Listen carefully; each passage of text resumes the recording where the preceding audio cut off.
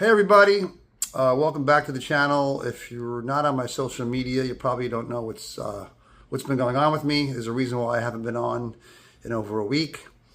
That's why I'm making this video. I was hiking one day and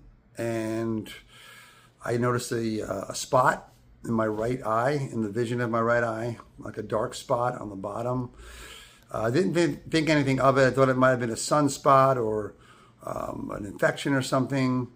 But after a few days, it started getting worse. And last Thursday, a week and a half ago, I woke up in my tent with no vision in my right eye. And miraculously, I happened to have cell service where I was. I don't know how, but I did. So I got online really quick and looked it up, and I had all the symptoms of a detached retina in my right eye, which is something that needs immediate attention. So I think I had about 30 miles to get to South Lake Tahoe, which would have been really tough. It was very cumbersome to hike with one eye. And after about 2 hours, I came across a road. I think it's called Blue Lakes Road. And I was actually able to get help. There was a ranger that was able to call an ambulance for me because I had no cell phone service at that point. And I was taken by ambulance to South Lake Tahoe, to Barton Medical. And I waited there about a half a day, but they have no retina specialist there. So they transferred me up here to Sacramento, to UC Davis Medical. It was about a 2-hour ambulance ride. And I hung around for another day and a half awaiting surgery. And I just had surgery this past Sunday on my right eye. The retina was pretty badly detached at that point. It had gone on for several days. And I'm here in a hotel awaiting recovery. My vision's starting to come back in the right eye, although still very blurry. I just went for a follow-up visit a few days ago, and they said everything's looking good. So they started weaning me off of the eye drops that I was on, which I guess is a good thing. But when they do the surgery, they put a gas bubble in the eye that helps push the retina toward the eye to attach it. So right now I can't be above 2,000 feet. And I have a follow-up appointment in 2 weeks. I asked them about hiking the trail, and they kind of laughed at me because there's no way that I can do it at this point. It's an unfortunate thing. It was kind of a rough experience, just waiting around in hospitals, waiting for the surgery and going through the surgery. I haven't been in a hospital other than being born. I think I was in a hospital once when I was 3, getting my tonsils out. They, after doing my blood work several times and all my vitals, they said I'm in perfect health. My blood work and vital signs are like that of an athlete. That's what they said. Everything is perfect, luckily. So they couldn't understand why it happened, but it does happen when the gel in the back of your eye kind of liquefies. The retina falls off the eyeball, and it's happened since I've had it. I posted about it, and several friends of mine have reached out that they had the same issue. So it is more common than what I thought, but it's something that needs immediate attention.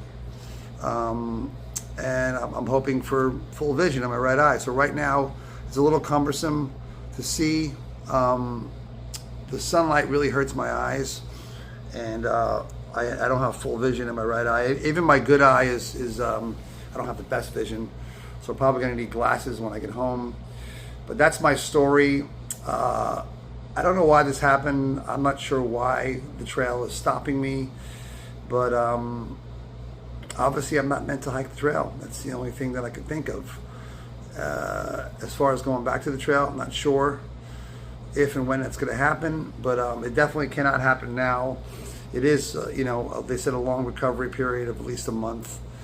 So I think in about 2 weeks, I'll be able to fly home once the gas bubble dissipates and I go for my follow-up visit. So unfortunately, that's my story. I hate having to make one of these videos again. This was my second attempt to hike the trail, and I really internalized it a lot for a few days. I felt like a failure, but there's just nothing that I can do about it.